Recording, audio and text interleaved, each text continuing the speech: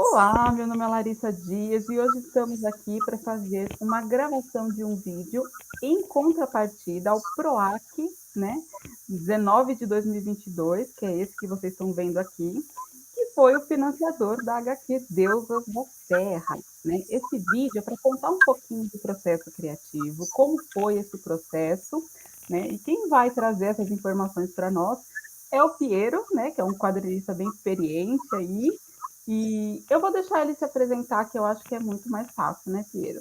Conte-nos aí quem é o Piero.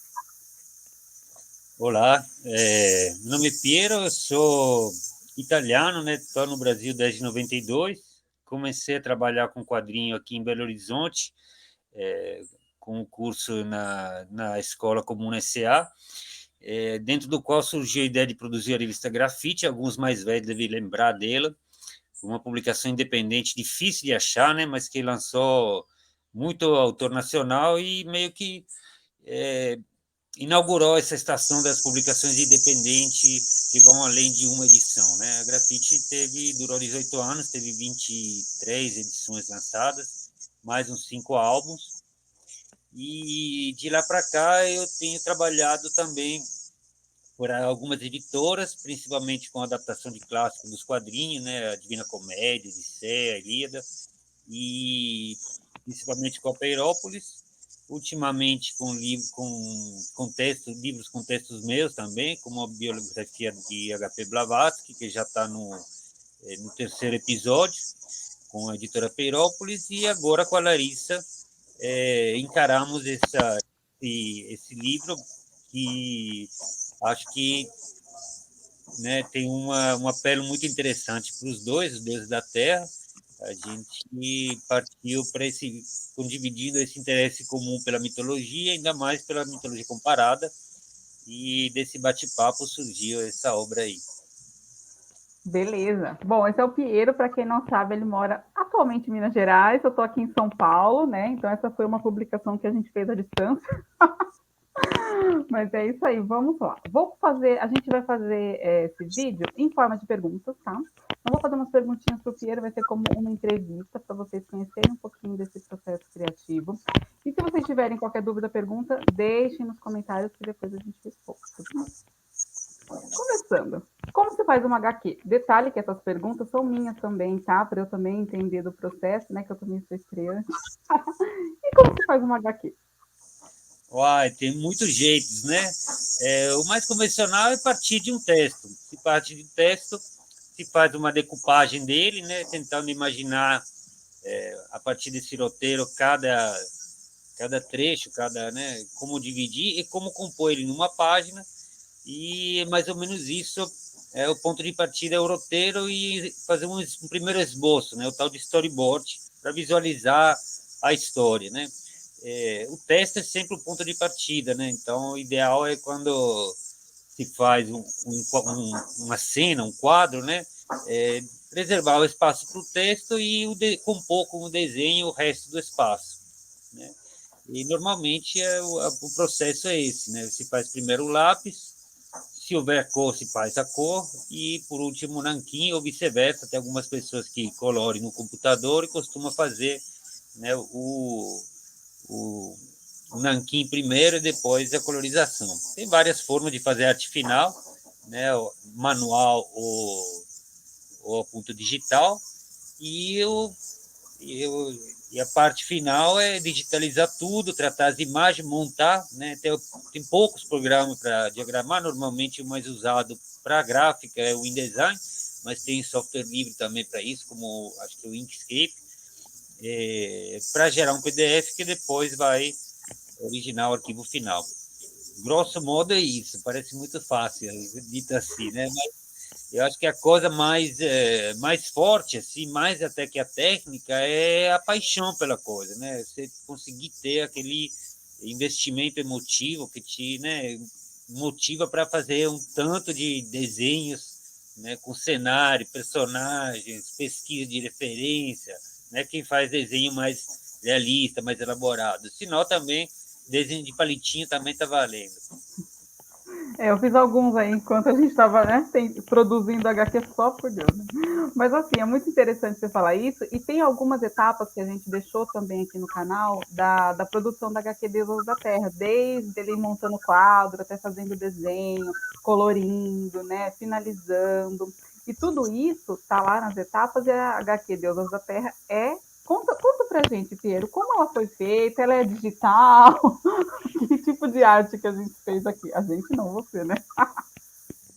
Foi um trabalho a quatro mãos, praticamente. Eu acho sempre mais né, enriquecedor estar dividindo com alguém, compartilhando, acaba sendo a soma da produção de duas pessoas, acaba sendo melhor que fazer sozinho sempre, né?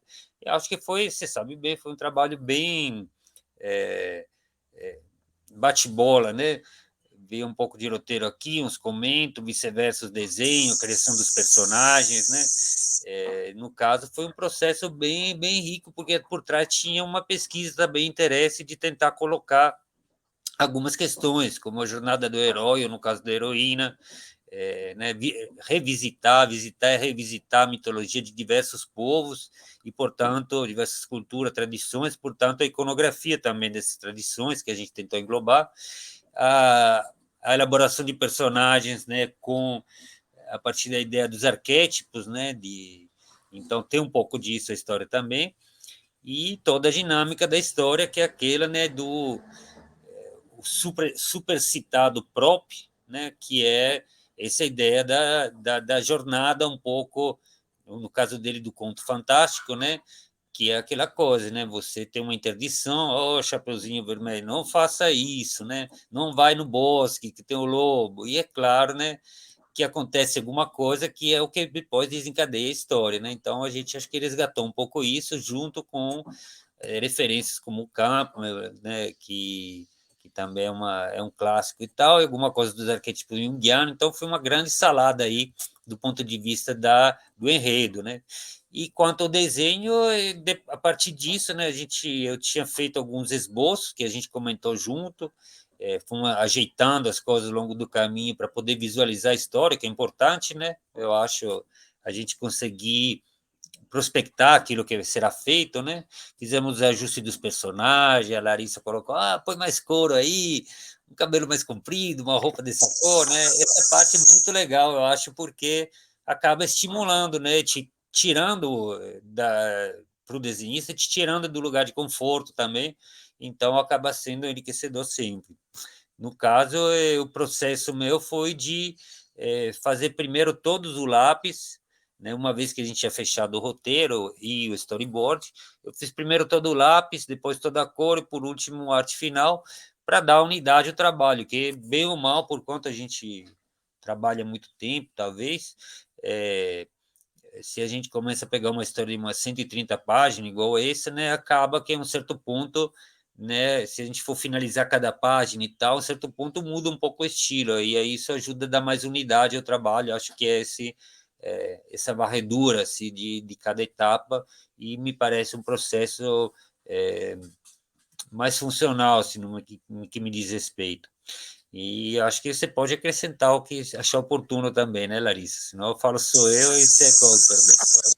Vou falar, pode deixar, né? Até porque essa HQ foi feita toda em aquarela, tá, gente? É isso que eu acho que foi bem interessante, porque aquarela é aquela coisa, você erra como você apaga? Não apaga, né?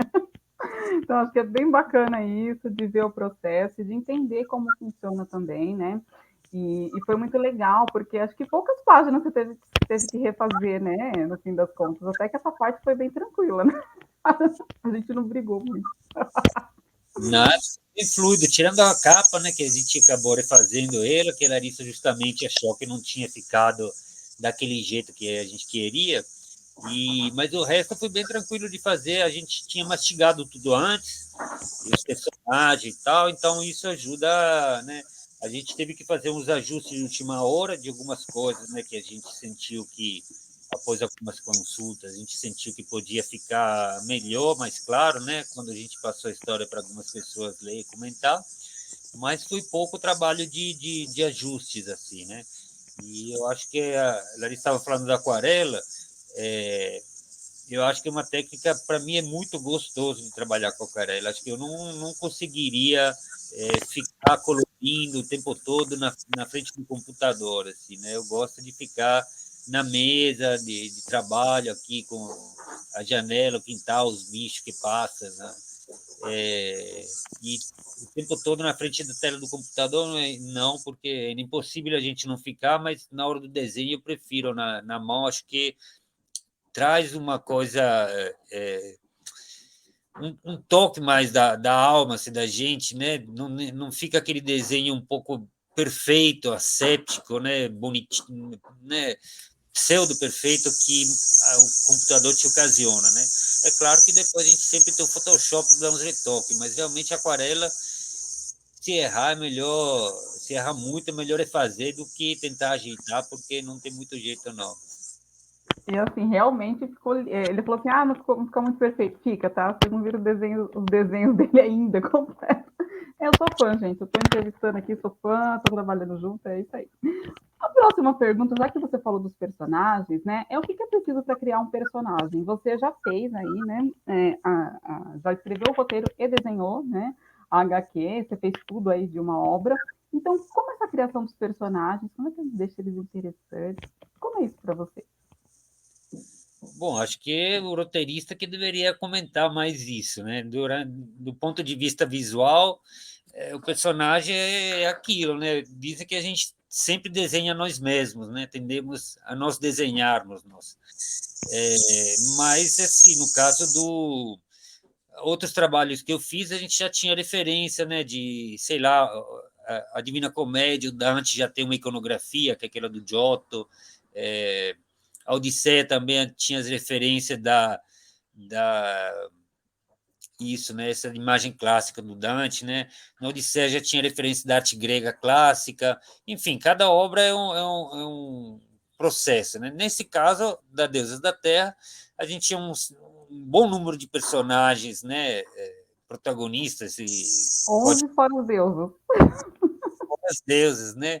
Então foi um trabalho bastante extenso de elaborar todos eles. Eu acho que a Mirella, a protagonista, que veio mais tranquila como referência, né?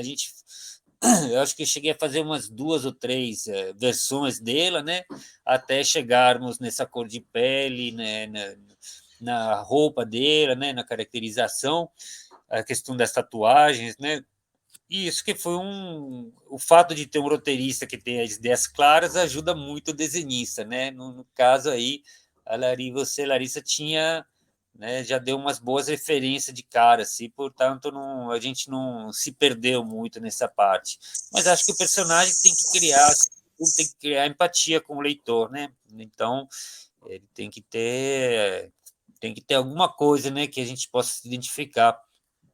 E acho que funcionou bem nesse caso aí. E esse do visual de que nós desenhamos nós mesmos, né? Não são só os desenhistas, né? Mas os escritores também, né? Sempre escrevem sobre nós mesmos, né? E eu acho muito legal isso no personagem, que quando a gente estava criando alguns, o Piero falou, não, mas ela tem que ser antipática, ela tem que ficar assim, coloca mais assim. E aí foi legal isso, que tem algumas identificações visuais que já nas histórias em quadrinhos vem trazendo uma característica de antipática, de acolhedora, né? E a Mirella, a personagem principal, ela é baseada em uma outra Mirella da vida real que não tem nada a ver com essa Mirella na imagem, né? E eu acho que isso é muito interessante, porque a gente conseguiu, digamos, transportar uma alma para outro corpo, né? E foi através dos desenhos e tal. Então é muito interessante essa parte de como o personagem em imagem fica. Temos gêmeos na história, tá, gente? E esses gêmeos foi uma coisa muito interessante de fazer, tanto porque eles tinham personalidades diferentes, embora fossem parecidos, foram criados em lugares diferentes, então tinham vestimentas diferentes, né?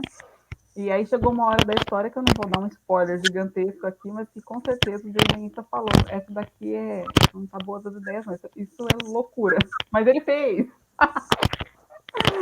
Ô, Larissa, acho que está tendo uma interferência aí no teu áudio. Tem alguma coisa batendo aí no microfone, parece. Vê se você consegue descobrir o que é isso. Melhorou? Melhorou, melhorou. eu acho que meu microfone aberto vai dar interferência. Então, eu vou deixar ele fechado quando você estiver falando e vice-versa, porque eu acho que aí fica sem. Ok, eu vou fazer o mesmo aqui, então. Tirei o microfone. Melhorou? Ainda tá, tô vendo? O som ficou muito... Estava melhor antes com o microfone. Ó. Então, vou com o microfone. Mas vamos para a próxima pergunta. Opa, prontinho. Sempre tem uma parte perguntando dos cenários. Como é que você elabora os cenários, né? Digamos, na imagem mesmo. Bom, no caso das deusas, teve as indicações, né? Mas como eram muitos cenários assim que a gente ia trabalhar, a gente acabou tendo que criar um mapa, né? E esse mapa deu um certo trabalho, porque, bom, aí são as referências, né? Com certeza, né? A gente pega a referência dos locais, né? América do Norte, aí estamos aonde? Também na África, não? Isso.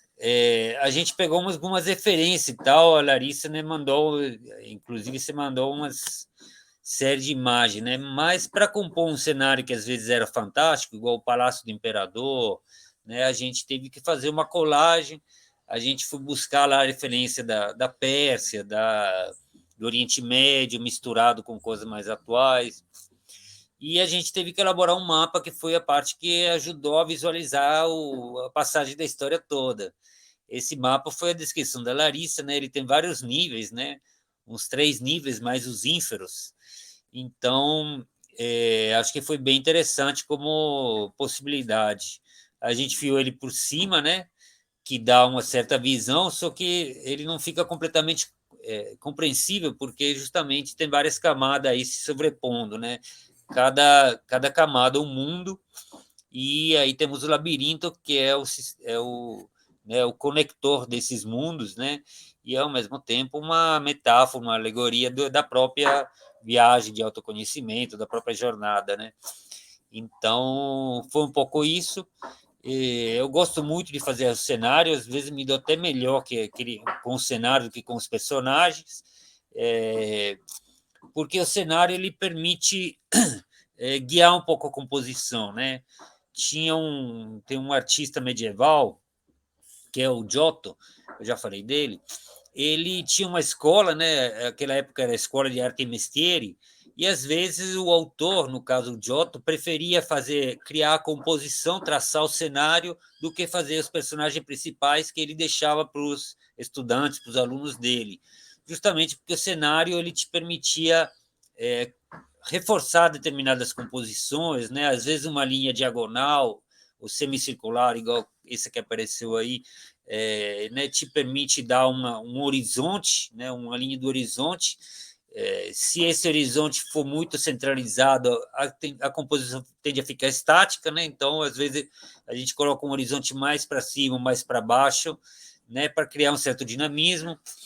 A composição central também, hierática, tá bom para um vídeo, talvez, né? Mas se eu fico no canto da tela, já crio uma assimetria, né? Já crio um movimento.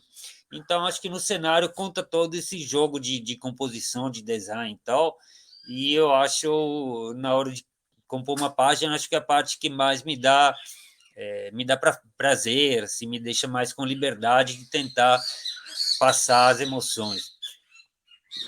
Perfeito, né? E aí você já falou do mapa, né? Que HQ tem vários cenários. Quantas vezes você desenhou o mapa? Por quê, gente?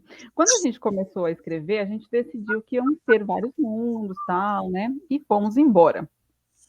Só que, quantos mundos teriam, né? A gente não sabia ao certo. E é muito engraçado, né? Como é que a gente vai criando tudo isso. E quando a gente criou os mundos, como é que eles se conectam mesmo, né? E aí teve a história do tal do labirinto. E esse labirinto, ele conectava os mundos, e não só os mundos das deusas, né? Que digamos que estavam no mesmo plano, mas ele conectava as vastas terras com a aldeia sagrada, com o mundo das deusas. Então, assim, fora os locais de passagem, né, para esses mundos. Então, foi muito interessante. E aí a gente decidiu, vamos fazer um mapa? Vamos, né? Mapa baseado em quê mesmo, né? E aí a primeira ideia que eu tive foi, inclusive, não vai aparecer, mas referente à imagem desse anel, que eu comprei enquanto eu estava escrevendo, e aí eu criei uma ordem lá. Depois eu achei um mapa antigo da Terra, né, que é baseado nesse que o Piero desenhou, mandei para ele e ele criou o nosso baseado nesse, que também ficou bem legal, porque ali é uma história que se passa, sabe-se Deus quando, né? Que é uma coisa meio atemporal, mas que a gente quis trazer esse ar mais antigo e tudo mais. E aí a pergunta é: quantas vezes você desenhou o mapa? Por quê? Porque na história, vocês viram que eu mostrei a primeira página, um mapinha completo, bonitinho, tudo, mas o mapa na história não estava completo, ele foi se completando.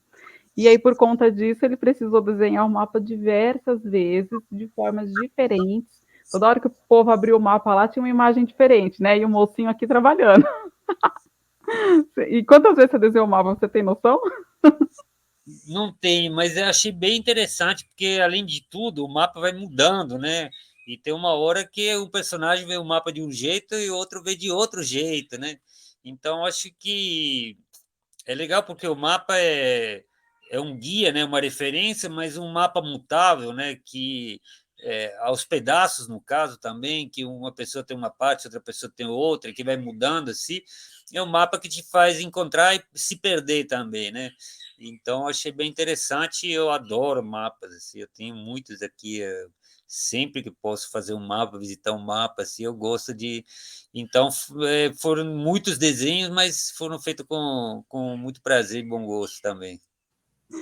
Que bom, e ainda assim, gente, só para completar, não tinha só esse mapa, existia outra coisa, né, coordenando, né, o pessoal, a viagem desse pessoal, que era justamente uma constelação, que foi descoberta assim que a gente decidiu quais deuses da Terra a gente ia trabalhar. Eu realmente coloquei no mapa mundi e a posição do mapa mundi ficou muito parecida com essa constelação que foi a que a gente usou, que é a constelação de Bootes. E quando a gente do boieiro, né? E quando eu fui pesquisar do que era um filho de Deméter, deusa da Terra também, né? Uma ligação com Deméter e Dionísio. Então, assim, as coisas realmente já estavam prontinhas, né? A gente só estava executando, isso foi muito legal. Outra pergunta. Quantas artes foram feitas no total dessa HQ? Isso varia mais por estilo de publicação ou pelo número de páginas de uma publicação, né? Ou não faz diferença? Como é que é isso? Tem uma média, né, de quadros por página, né? Difícil, em médias, eu aconselhava 6, 7 quadros por página, né? No máximo. Mas, assim, varia, né? De autor a autor. Tem autor que faz quadros de uma página só, ou de dois, né? E outros que conseguem enfiar uns 15 quadros numa página, mas fica um pouco cansativo ler uma história de 130 páginas com 15 quadros, né? Por exemplo. Então, acho que a média foi uns 6, 7 quadros, assim, né? E eu tenho um pouco o hábito de trabalhar, né, misturar-se página inteira e tal, mas, via de regra, eu estou acostumado com o quadrinho europeu, que vai de umas 3 tiras por páginas, né? O quadrinho norte-americano também. É claro que isso é apenas uma referência, né? Mas os quadrinistas costumam trabalhar com uma grade para ficar mais à vontade na hora e também dar unidade ao trabalho, né?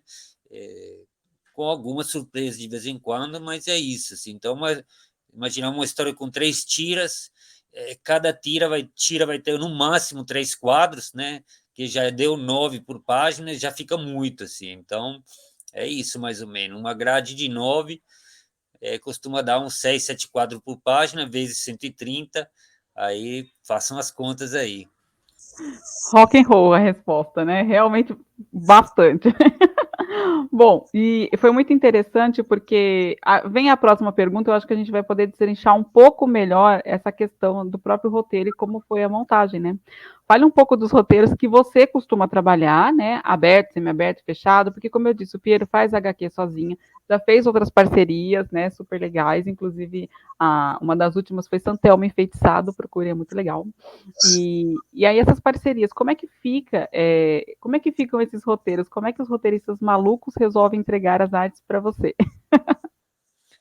Olha, quando eu comecei com os quadrinhos, eu até curtia começar pelas imagens, né? Ou seja, fazer o contrário do que eu sugeri no começo. Às vezes uma imagem te evoca uma história, você vai criando um personagem, a história vem a partir daquilo, né? Eu acho bem interessante, um processo mais intuitivo, assim. Mas, via de regras, a gente trabalhando em parceria, né? Quando a gente conhece a pessoa, é, as pessoas que eu trabalhei, os roteiristas costumam ser bastante meticulosos, né? não vou usar outros termos aí, mas é bem preciso. Isso é bom para o quadrinista, porque, né, se normalmente você está em confiança com a pessoa que está passando o roteiro, e tem alguns que passa tudo, né? Desde quadro por quadro, como é enquadramento e tal. Mas a maioria costuma dar uma orientação geral, né? Olha, vai ter nessa página tem isso, né? O quadro 1 aparece fulano, talvez te dá uma indicação do plano, né? Primeiro plano, um plano americano, plano geral, e te pode dar algumas sugestões, às vezes, da emoção da pessoa, o que, que ela está pensando, né? Coisa que você não tem como desenhar, mas que te ajuda a criar aquela atmosfera, aquela composição, assim. Então, eu gosto de trabalhar com esses roteiros assim, mas preciso, porque aí depois a gente pode palpitar, falar, vamos trocar isso, vamos trocar aquilo, né? Quando o roteiro fica muito aberto, muito solto, a gente fica com mais liberdade, mas também fica naquela. Bem ou mal, a gente está trabalhando numa parceria e a gente quer tentar atender aquela visão. Se a pessoa que faz o roteiro te dá uma visão clara, definida do que ele imagina, isso te ajuda a visualizar aquilo, e acho legal esse tentar de imaginar o que a pessoa está. Como a pessoa está vendo, né? Então você tentar desenhar, acertar naquilo, aquela imagem que te vendo que está descrito, depois às vezes bate com aquilo que a pessoa imaginou, e isso é muito legal para mim, porque cria uma sintonia, né? E em alguns casos, você citou Santelmo Feitiçado, que foi um trabalho a 6 mãos, e aí, no caso, o roteirista é também desenhista, então já fez o storyboard, e isso ajuda muito, né? Depois a gente mudou tudo que ele tinha feito, o Fabiano, no caso, né? Mas ficou desse jeito, né? É, um rascunho já ajuda muito a visualizar a história, e depois você vai aprimorando os detalhes, resgatando o que for bom e tentando aprimorar o que dá para melhorar. No caso de quem só escreve, assim, no caso com a Larissa foi um trabalho mais de escrita, né? E eu achei interessante porque o roteiro não veio decupado naquela forma assim, olha, quadro 1, enquadramento, primeiro plano, fulano fala tal, voz do narrador. Não veio assim, veio como um texto corrido, então foi muito mais legal de ler. Foi como conto, gente, só por Deus, né? Coitado do ser que tem que trabalhar. E que hoje caiu tudo aqui. Coitado do ser que tem que trabalhar, né? Porque, né, a pessoa escreveu como conto. Mas eu acho legal, né? No caso da comédia foi assim também. Eu tive a indicação de um poeta italiano, Sanguinetti, Eduardo Sanguinetti, que sugere ler a Divina Comédia de uma vezada, né? Esquecendo aqueles comentários pesados que vem embaixo.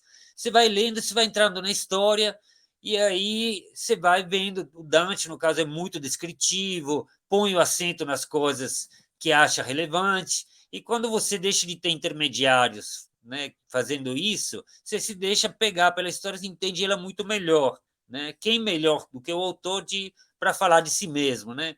No caso do Dante, que é um texto difícil, meu mal, se você entra na história, depois isso fica muito rico. E com a Larissa foi isso, né? Um escritor, então o texto veio mais solto, né? Veio mais igual sentar e ouvir uma contação de história, né? É muito mais prazeroso do que uma coisa muito decupada, assim. Nesse caso, de uma história que era de aventura, com todo esse sistema que a gente, né, conversou até aqui. Então, eu achei bem interessante. E talvez você possa falar um pouco como foi do seu ponto de vista também, Larissa. Bom, eu só sabia escrever em conto, então foi em conto que eu escrevi. Né? E aí esse conto que eu escrevi, eu achei que ficou super bacana, e eu ia escrevendo e mandando capítulo a capítulo para o Piero. Inicialmente seriam 12, né? Foram 12, né? Depois só foram ajeitados com relação à mitologia. Mas foram 12 capítulos, cada um eu escrevia, mandava, escrevia, mandava, escrevia, mandava. E isso foi muito interessante, né? Acho que foi muito perigoso, como eu falei já, mas ao mesmo tempo muito interessante porque deu certo, né? E aí depois, quando a gente foi participar, inclusive do PROAC, né, para onde é esse vídeo, foi que eu fui fazer de fato, né, um roteiro elaborado como roteiro, quadro 1, tananã, né? Foi que a gente foi acertar essa parte. E aí ficou bem interessante porque foi aí que eu aprendi a fazer. Né? Mas foi legal. A história está em conto hoje, pode ser, inclusive, lida em conto tranquilamente, né? Sem grandes problemas, porque a descrição já estava lá, no caso era para o Piero, mas serve também para um leitor, né? Que não vai fazer nada com aquilo a não ser aproveitar a história. E acho que é isso, né? Então, acho que no nosso caso, foi um roteiro semiaberto, quase fechado. Né? E essa parte dos roteiros, gente, para quem não conhece, esse aberto é quando o roteirista vai lá, só joga uma ideia, vai colocando as ideias, assim, sem determinar nada muito certinho, né? Esse semi-aberto é mais ou menos como a gente fez, determinou, mas não deixou aquilo, né? Não foi cri-cri, vai ser até aí, pronto, né? Deixou uma liberdade para o desenhista também desenhar aquilo que ele queria, mudar uma coisa ou outra, e o fechado é não, desenha aqui e pronto, né? Esse fechado é uma maravilha, né? O desenhista fala, não funciona. Mesmo assim, né? Tá lá, mas não sei, né? Deve ter gente muito parceira uma da outra que deve funcionar super bem um roteiro fechado, né? A próxima pergunta é como foi a decisão sobre os quadros e a montagem? Porque não sei se vocês separaram enquanto eu estava mostrando, tem uns quadros bem diferentes, né? Bem interessantes aqui. E eu já vi HQ de tudo quanto é tipo também com relação a essa montagem dos quadros, né? Dos quadradinhos que ficam ali na HQ. Como foi essa decisão aí? Como você tomou essa decisão? Bem, um pouco vem da história, né? Eu acho que é importante tentar fechar a página dentro de, né, tentar que cada página seja quase que autoconclusiva, assim, né? Ou pelo menos a página dupla. Eu acho que um dos quadrinhos que faz melhor isso é o Asterix, né? Se Asterix, se olhar os primeiros números, cada tira é quase autoconclusiva, se não cada quadro, assim, é, tinha uma unidade em cada tira e em cada página também, né? O suspense usado só, né, continua na página seguinte, só justamente para dar esse gostinho de querer virar a página. Agora, em relação aos outros trabalhos, eu citei o quadrinho europeu, esse aqui a gente fez um trabalho um pouco mais com uma estética levemente que remete aos mangás, né? Pensando no público mais jovem, assim. Então os quadros são menos regulares, tem sobreposições, tem muitas diagonais, né, que criam mais dinamicidade, mais movimento. Eu acho que isso ajuda a dar o ritmo na história, que é bastante corrida, né, que tem uma história de aventura, então tem bastante ação, né? E acho que isso ajudou um pouco e também ajuda a deixar a história menos estática, menos cansativa, talvez, né? E eu acho que os quadros de montagem, nesse sentido, foi um pouco essa a decisão que a gente teve e, e também quebrar um pouco a regularidade. Eu acho que o interessante do mangá é justamente isso, né? Que ele propõe um dinamismo quase que exacerbado, né? A pessoa não vai tomar um copo d'água, né? Você vai ver no quadrinho japonês tem aquela dilatação do tempo, do espaço, né? Então você vai ver o olhar da pessoa, depois a mão que pega o copo visto de cima, visto de longe. Aí até o cachorro foi participar aí da, Se emocionou. não. E acho que é uma coisa que cativa muito os jovens, né? Porque cria uma dimensão de tempo na qual um pouco você se perde, você sai da rotina, né? Você sente um tempo que se dilata no espaço, você entra muito na emoção dos personagens, né? Então acho que ele cumpre essa função. No caso de Deus da Terra, não chega a ser um mangá, né? Passa longe, então, na verdade, mas tem um pouco dessa estética, dessa intenção por trás, com um desenho que é um pouco mais talvez rebuscado, não diria, mas assim, é colorido nos mangás, mais gráfico o trabalho, mais preto e branco normalmente, né? Então, acho que misturou um pouco das duas coisas aí, acho que o resultado foi bem interessante para mim, pelo menos. Para mim também. Tem umas páginas, gente, super lindas, porque elas, principalmente as páginas de, né, recordatório, vamos voltar ao passado. Nossa, o Piero fez um trabalho muito bonito, inclusive com a ausência de quadros em algumas delas, né, que ficou super legal, uma mistura super bacana. Então ficaram páginas bem diferentes das outras, dá um impacto assim, né, assim que a gente olha. E é uma fluidez, né? Não tem o quadro, então ficou lindo. Então, realmente, a gente curtiu muito, né? O resultado final ficou super bonito, elegante. E páginas duplas são um desafio maior, porque a gente fez algumas, né? Olha, pro roteirista já vou falar que tá? Porque a gente não sabe que dia é hoje, onde que vai parar, quando que é página dupla, quando que não é, né? Então, por isso que é bom fazer um roteirinho fechado, que aí a gente com certeza sabe que página que é, né? Essa parte é boa. Mas, assim, para nós é complicado. E para o desenhista?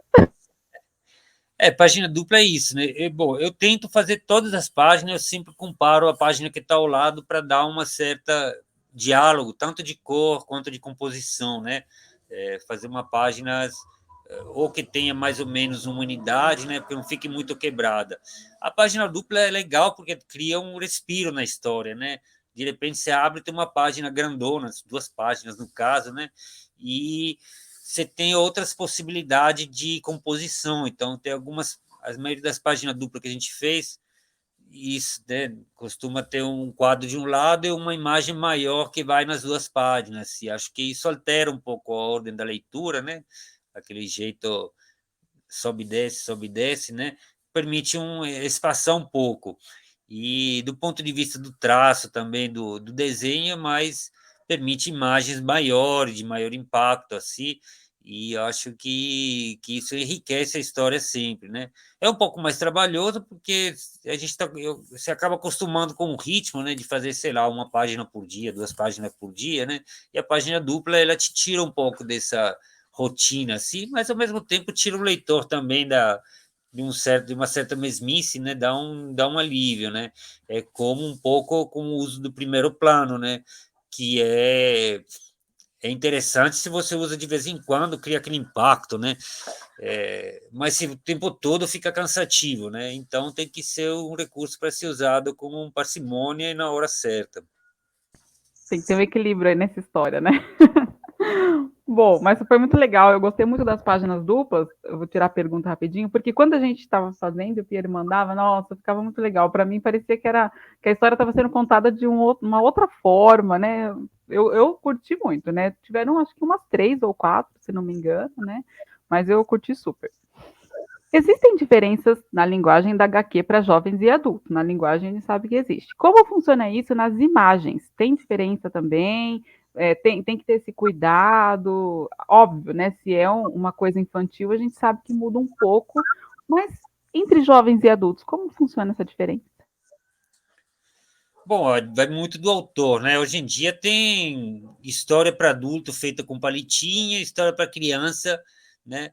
Mas via de regra, né? Se vai numa escala do realismo para abstração, né? Então, teoricamente, né? Digamos, quanto mais infantil, né? Quadrinho tipo a Turma da Mônica ou Mafalda do Quinho, né? Tem um traço mais simples, mais limpo, né? E também uma proporção diferente. A cabeça costuma ser, digamos, 1/3 do corpo. Para pegar, por exemplo, os estudos da Disney para Branca de Neve, né? Vocês vão ver os anões, né? A cabeça mais ou menos 1/3 do corpo, né? Enquanto no adulto você vai de 7 a 8 cabeças, né? Então, essa é uma proporção importante de observar. Tem quadrinhos que transcendem, a gente falou do Asterix, né? Se você pega o Asterix, a cabeça dele é metade do corpo, e do Obelix é bem menor, né, em relação. É, mas, assim, acho que se a gente pegar um pouco o mangá de novo, o que muda um pouco é que o personagem tende a ser mais abstrato, assim, né? Os personagens japoneses de mangá costumam ser bastante parecidos, né? O rosto, as proporções, né? Não tem muita diferença. O que muda é o cabelo, de repente, né? E o visual. E, de qualquer forma, essa simplificação do personagem ajuda a criar uma maior facilidade de identificação no leitor, né? Se eu faço um personagem muito caracterizado, né, com bigode, óculos, cabelo, sei lá, encaracolado, laranja e tal, nem todo mundo vai se identificar tão facilmente, né, quanto com um smile, né, que é aquele rostinho, 2 pontinhos, uma boca, todo mundo vai ver a si mesmo um rosto nele, né? É, ficando nos mangá, né, a dica dos mangá é essa: faça os personagens mais estilizado, né, mais simplificado, e o cenário muito realista para trazer uma atmosfera de realismo justamente na história, né?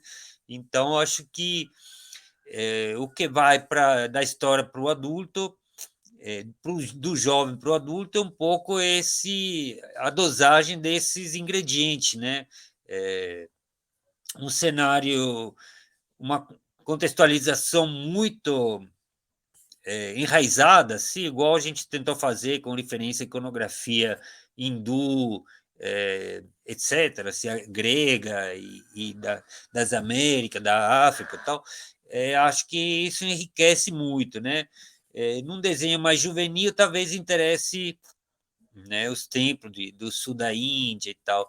Acho que num desenho mais juvenil, talvez interesse mais a emoção do personagem, né? O personagem em si, a jornada dele. Para o adulto pode interessar, talvez, às vezes, mais o enredo ou propriamente o tratamento, né? O desenho também a personalidade do autor, né? Então, às vezes, a gente tem um autor mais expressionista, né? Que tem um traço preto e branco, mais carregado, mais pesado, para citar alguns clássicos, tipo Alberto Breccia, o Munhoz, assim, né? São desenhistas mais, ou para citar um brasileiro, o Guacelli, né? É, que poderia ser mais lembrado como autor, um grande autor nacional, tem um desenho que tende mais ao público adulto, né? Apesar do traço dele ser extremamente gráfico e singelo e tal, e se adaptar muito bem aos jovens ou até às crianças em determinadas ocasiões. Então, acho que vai um pouco disso, né? Quanto mais hostil, assim, expressionista, pesado for o traço, mais se presta para um público adulto, né? Quanto mais jovial, simpático, aberto e tal, é um pouco como grafite e pichação, né? Acho que o grafite pode ser apreciado mais até para as crianças e tal, a pichação já traz uma conotação um pouco mais temática adulta aí. Sim, isso é interessante você falar, porque a Mirella mesmo, ela é azul, né, gente? Então, assim, quando ela estava lá na Índia, ela estava mega adaptada com os avatares e tal, ela fazia parte daquele cenário de uma forma tranquila. Agora, nos outros locais, ela era o ser diferente de todos os outros locais, né? Porque eu acho que isso também foi muito interessante, até para trazer essa característica, né? Dos deuses hindus que têm a pele azul na maioria das suas representações, né? E Mirella estava aí também azulzinha por algum motivo, né? Bom, e foi muito bom você falar isso dessa diferença das imagens, porque realmente a gente vê no desenho infantil isso muito claramente.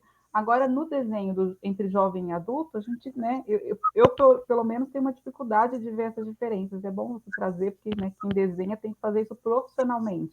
Então, trazer isso de uma forma muito mais acertada e tudo mais. Por isso que eu trouxe essa perguntinha também. Você prefere trabalhar sozinho ou em parceria? Porque às vezes os parceiros podem ser bem cri-cri. Às vezes não, às vezes ajuda. E às vezes atrapalha, né? Acho que é sempre um desafio trabalhar com alguém, né? O que estava falando um pouco antes, eu prefiro a parceria sempre, assim, até as parcerias cri-cri, às vezes, são aquelas que mais enriquecem a gente, porque justamente te tira da área de conforto, assim, te obriga a fazer uma série de peripécias assim, para atender, e eu acho isso enriquecedor, como tudo na vida, né? O que é mais difícil, empenhativo, que te custa a fadiga e tal, afinal é aquilo que te dá mais satisfação se você consegue superar, né, a dificuldade. Por outro lado, trabalhar sozinho de vez em quando também é ótimo, né? Porque você vai dentro daquilo que você quer fazer e tal, e tem total liberdade para isso. Então, assim, no meu caso, eu gosto de alternar. Acho bom, né? Alternar um. Eu gosto de processos longos, de imersão, de obras que, né? Eu sou muito mais leitor de romances de 800 páginas do que de contos, né? Eu prefiro porque gosto de me dar esse tempo, né? E, no caso, trabalhar com histórias longas tem esse lado, assim, te leva a uma história que você trabalha um ano, às vezes 2, 3 anos numa história, assim, então você entra naquela atmosfera, naquele mundo, né? No caso da Blavatsky, por exemplo, eu fiquei, antes de começar a produzir, eu fiquei 3 anos só lendo a Doutrina Secreta, as biografias da Blavatsky, os jornais, os recortes, as cartas, assim, é um universo no qual você entra, né?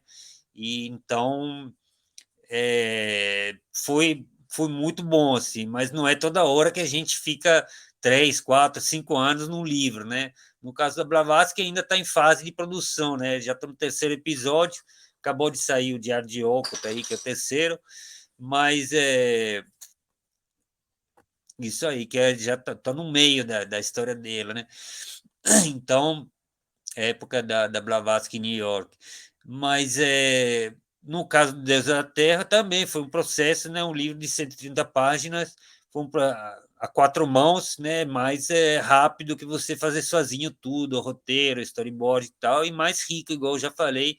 Então, acho que o resultado é melhor assim, né? E também se tem alguém para te falar, olha, isso aqui não dá para entender, isso aqui ficou estranho, né? Isso é bom, porque às vezes as pessoas tendem a te falar assim, ah, que lindo e tal, mas isso não te acrescenta muito, né? Então, as pessoas que são críticas, eu acho que te ajuda mais, assim, né? É chato e tal, você pode ficar incomodado, mas afinal das contas é onde você pode aprimorar, melhorar. Então, a crítica é sempre muito bem-vinda. Então, eu gosto de alternar e agora estou tentando trabalhar então também com histórias um pouco menores, assim, mais leves, assim, né, de menos páginas, porque também a gente precisa alternar entre uma epopeia e outra, tem que ter uns espaços de respiro, assim, também. Então, no momento, eu estou trabalhando umas histórias mais curtinhas, assim, sobre arqueologia em quadrinhos e tal, e acho que é muito gostoso de se fazer também. Muito legal, né? E eu fiz uma história de 10 páginas, um roteiro para uma história de 10 páginas também. E eu queria deixar, obviamente, uma epopeia, né? Porque esse é meu ser. Mas foi muito legal, tipo, já acabou, acabou, já era próximo, né? E você já tem uma oportunidade de fazer algo novo também nessas histórias mais curtas. E assim, isso não foi, essa nossa parceria, né? Ela não foi Larice Piero, foi Larice Piero e Oneide que fez a pesquisa mitológica que precisava encaixar também na nossa no que a gente estava contando na história, né? Tinha que ver se estava certo ou não, né? E a Oneide fez uma pesquisa mitológica para trazer também. E depois a gente convidou pessoas para ler a HQ, né? Uma delas bem crítica, né? Que foi o senhor Alberto, acho que foi o mais crítico, né? E eu brincava com o Piero, né? Porque o Alberto é da minha família, né? Então ele estava fazendo essa parte crítica, mas ele não estava ligado aqui, né? Não estava nem aí que era da minha família, ele estava criticando de verdade. Isso ajudou a gente a melhorar muita coisa, né? E aí eu brincava, falava, Piero, você que tem que falar com ele, não eu, né? Que aqui o negócio vai dar errado. Mas isso é muito legal, porque a pessoa tem uma visão, e quando essas pessoas são muito rigorosas mesmo, né? Eu acho que traz para a gente uma qualidade no produto de uma forma bem legal, né? E a gente só tem a agradecer, claro, né? Então, acho que essa parceria foi um pouquinho maior aí do que só duas pessoas, né? E eu realmente, acho que um dos problemas da nossa parceria é que eu sou fã das artes do Piero, já das outras publicações. Essas são minhas, tá? Que eu estava mostrando. Então, isso daqui atrapalhou um pouquinho, né? Na minha parte crítica, mas não tem problema, a gente só delega. Pede para alguém fazer, né? Mas acho que foi uma coisa bem legal esse processo criativo de forma geral, né? E agora eu queria que o Piero falasse um pouquinho, ó, mostrasse as obras, falasse um pouquinho sobre elas, porque aí tem a trajetória deles de anos, né? A HQ Deusas da Terra está aqui há 1 ano e meio, né? E o resto, né? Da onde que veio tudo isso e tudo mais. Ele tem algumas para mostrar aí, eu vou tentar ir colocando umas aqui enquanto ele fala. Quer que eu vá colocando e você vai falando? Vou colocar aleatório aqui.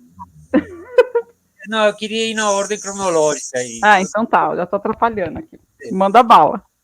Olha, bom, eu comecei aqui no Brasil em 95 com a grafite, né? Então eram histórias curtas, coletâneas, vários autores, o trabalho era mais de editora, assim, né? Lá por 2005 a gente inaugurou uma série de álbuns de longo respiro, com histórias maiores, né? Era uma época que ainda a gente não estava ocorrendo uma migração das bancas para as livrarias, né? Então não era tão comum se ter livros com histórias longas, né? Era mais um formato, digamos, de revista, chiclete com banana e tal, né? De histórias mais curtas. Então a grafite foi um pouco pioneira nisso. E a gente lançou. O primeiro livro foi esse aqui, Um Dia Uma Morte, com o roteiro do Fabiano Barroso, que se passa na Pedreira Prado Lopes, numa favela aqui de Belo Horizonte, e a gente tentou fazer essa migração do formato magazine, né, coletânea de vários autores, para um formato livro, assim, né? E então foi uma experiência inédita. A gente lançou cinco volumes dessa coleção 100% quadrinhos, e foi um desafio se, né, deparar com histórias mais compridas. Logo depois veio um convite da editora Peirópolis para adaptar um clássico da literatura italiana, né? Aí não teve muita escolha, assim, ou clássico, né? A comédia. Aí eu pedi para o meu pai ajudar, porque comédia não, a Divina Comédia não é um texto assim fácil de se ler assim num assentado, no fim de semana, e foi um desafio grande. Eu tentei fazer do jeito que consegui, né? Acho que meu desenho ainda não era muito maduro e tal, mas contribuiu muito para eu começar uma coisa um pouco mais profissional como atividade de quadrinista, né? Na sequência, né, eu estava numa palestra na UFMG sobre a Semana de Dante, né, um seminário sobre Dante, e aí o pessoal do estudo de grego ali da UFMG, a professora Teresa Virginia Ribeiro Barbosa, estava elaborando uma questão de tradução por imagens de Homero, né? Ou seja, pegar as figuras de linguagem, a hipérbole, a parábola, o símile e tal, e tentar traduzir, fazer uma tradução no caso da Ilíada, né? Que está aqui. Então, foi um trabalho muito interessante para mim, porque era uma época que tinha uma certa diatriba no meio acadêmico. Ah, quadrinho é uma redução, faz menos da obra, a pessoa depois não vai ler o original, né? Então, ela tentou dar uma abordagem muito mais enriquecedora, eu acho, né? A gente fez muita referência à arte grega, então, todos os cânones da arte grega, que é o corpo de perfil, né? O peito de frente, o rosto de perfil, o olho de frente, as mulheres com os braços brancos, etc. Uma série de cânones que são típicos da arte dos vasos gregos, e com todo esse enredo no qual a gente tentou criar uma sintaxe visual para embasar toda essa tradução por imagens, né? Isso, né? As referências enfim, só para trazer um símile, por exemplo, né? Tem aquela hora que fala que os gregos eram igual moscas no acampamento. Espera aí que eu vou ver se eu consigo. Então, a ideia foi essa, né, literalmente desenhar os gregos igual moscas, né, que andavam preenchendo a planície. E dessa experiência resultou um outro trabalho que aí foi só com a professora Teresa Virgínia, que foi a Odisseia, no qual a gente já tinha uma certa liberdade maior, né? A gente adotou já estava um pouco mais mastigada essa ideia da tradução por imagem, então a gente adotou o labirinto como símbolo, exatamente, teve uma série de experiências gráficas que acho que ficaram um pouco hostis para o leitor, talvez, mas preservaram a complexidade da obra original. A Odisseia, a Ilíada, etc., não são as obras que a gente lê ou vê na televisão normalmente, né? São obras bastante complexas, que têm várias camadas, vários níveis de leitura, então não é aquela história mastigadinha que a gente costuma conhecer, não, né? Por exemplo, esse quadro que você estava passando ali do outro lado da página tem a composição em X de um quiasma, né? Com esse jogo, dá para ver um pouquinho pela imagem, como na narrativa do Homero é apresentado como um quiasma, ou seja, uma figura que tem dois, que é meio que cruzada, assim, né? E então a gente tentou resgatar, e também essas ideias dos labirintos que continuam ciclicamente, que é uma metáfora do viagem do herói, e o labirinto grego em particular remete a essa andança do Odisseu, que vai até e depois tem que voltar, chega perto de Ítaca e depois é jogado para longe, né? Então, essa cena final, né, com Hermes, Mercúrio, né, que leva as almas nos infra. Então, para mim, foi uma aprendizagem muito grande, foi lindo de fazer. E depois eu fiquei alguns anos sem publicar quadrinho, porque eu tinha que trabalhar também, né? Só fazer quadrinho, se divertir, não dá muito de que se sustentar, né? E aí eu dei uma parada e depois veio a Blavatsky, né? Que foi aquela ideia que eu falei que me parei alguns anos, você já mostrou, né? E foi a ideia de passar da adaptação dos clássicos para a biografia, né? Teve uma fase no quadrinho nacional, internacional, de o quadrinista falar de si mesmo, né? Lembro aqui do Joe Sacco, da Marjan Satrapi, né? Umas obras lindas e tal, os quadrinistas falando um pouco de si mesmo, que é um pouco que a gente vê também hoje em dia com as redes sociais, as mídias, né? E no caso da Blavatsky, eu falei, pô, vou falar de mim mesmo? Não, vou falar de alguém que tem uma história que merece, se vale a pena, que ainda não foi contada em quadrinhos. Então eu peguei essa peça rara, essa figura super controvertida que é Helena Petrovna Blavatsky, custei, né, uma grande viajante do século XIX, escritora, aventureira, com fundadora da Sociedade Teosófica, então, e todo com aquele mistério e ensinamento assim interior, esotérico, de referência ao Oriente, à Cabala, ao Egito, etc., que ela trouxe um pouco para o mundo ocidental, e foi a forma que eu encontrei para me aprofundar nesse tema. Então, o Peirópolis, eu sempre serei grato aí, porque topou publicar esse trabalho aí, que me ajudou a voltar para os quadrinhos também um pouco, e depois disso veio o Orestes, que se mostrou lá no começo, e o Orestes meio que é como se encerrasse a trilogia da Ilíada e da Odisseia, né? O Orestes traz um pouco a conclusão das vicendas da Guerra de Troia, né? Com a morte de Agamenon, o chefe dos gregos, né? Já de volta na terra dele, e esse matricídio, né? Por parte do Orestes e da Electra, e é uma obra densa, complexa, né?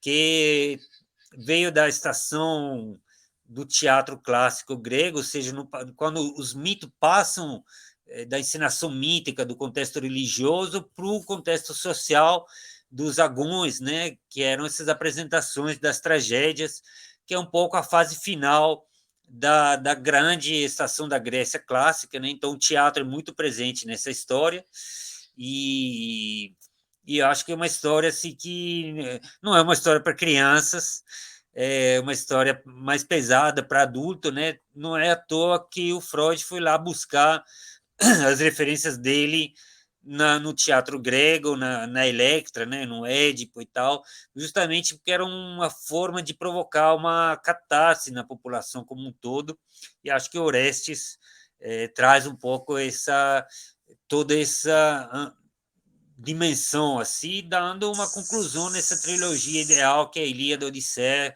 e Oresteia.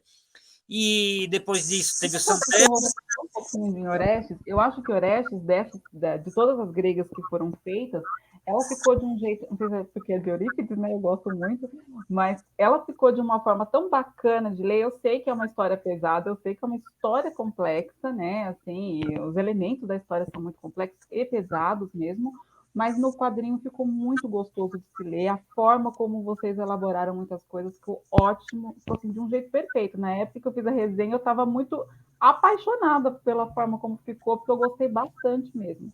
Assim, só dando minha opinião, tá? Porque eu acho que isso é importante para falar que, embora a história seja pesada, o quadrinho deu uma leveza que bem interessante, não tirando nenhum pingo da riqueza que ela tinha mesmo, mas ficou perfeito, eu adorei. Pesada relativamente, né? Porque a gente vai ver um filme tipo de zumbi antes de dormir, é mais pesado do que Eurípides, né? Que vai em questões mais interiores também, que transcendem um pouco, né, o dia a dia, né? Não é uma história sanguinolenta, não é pesada por causa disso, é pesada por tratar de questões das relações familiares, interpessoais, etc., né? Mas um pouco nessa linha foi também a seguinte história, que é a do Santelmo Enfeitiçado, do qual a gente falou um pouco adiante, né? Com o Fabiano Barroso de novo e com o Eric Azevedo, que é uma jornada, né, de um velho feiticeiro no interior de Minas, na virada do século. Então mostra um pouco a passagem desse mundo antigo que está desaparecendo para o mundo moderno e contemporâneo, com a fundação da capital aqui de Minas, Belo Horizonte. E aí, por último, mas the last but not the least, é As Deusas da Terra, que está saindo agora, né? tá em campanha nesses dias no Catarse, tá indo para o lançamento logo mais. Vamos falar dela e a gente já falou bastante das Deusas da Terra. Acho que foi uma história muito prazerosa para mim de fazer e espero que as pessoas leiam e gostem também. Beleza. Bom, gente, acho que tudo que o Piero trouxe aqui é bem enriquecedor, né? Quem puder aproveitar, aproveite. Essa foi uma contrapartida que a gente fez com muito carinho, assim como todas as outras do PROAC, que foi a forma super interessante que a gente achou de fazer esse financiamento da história em quadrinhos, né? Então, tudo que a gente está dando de retorno aqui é com muita alegria, com muito carinho. Até porque a própria história, né, ela traz essa coisa da gente conseguir se conectar com o outro, né? A história tem muitas passagens de conexão com o outro, vocês vão, quem puder, né, adquirir e tal, vai ver, né? A história já está em muitas bibliotecas, tá? De São Paulo e de outros estados também, né? Depois a gente vai liberar uma lista aí para vocês saberem. Para quem não conseguir comprar, ter acesso através das bibliotecas também. E é isso, espero que vocês tenham gostado, né? Essa foi a nossa contrapartida aqui da parte do quadrinista, que é o Piero, que trouxe tanta coisa interessante para a gente. E acompanhe aqui nossas redes sociais, que tem alguns videozinhos novos, vai ter muitos vídeos com as histórias das deusas, também contrapartidas, tem um anexo mitológico, tem muita coisa que vocês vão poder aproveitar ainda. Espero que vocês tenham gostado e até mais. Tchau, tchau. Tchau, obrigado.